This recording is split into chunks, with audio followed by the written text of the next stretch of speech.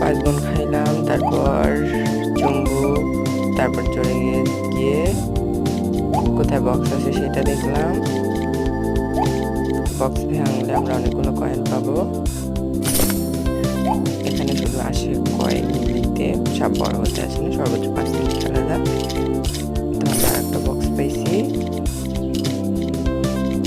এখানেও কয়েনগুলো আছে, বাড়িতে একটা ছোট সাপ গেল। এখন আমার প্রায় অনেকগুলো কয়েন হয়েছে। এখানে একটু ঘর পেলাম, তারপরে কয়েন। এখানে বড় বড় ঢিপার মতো পাহাড়ের মতো আছে, ওটা থামতে দিলাম, সাপ মারা যাবে। পরে আমি আরো ঘর পেলাম, কয়েন পেলাম।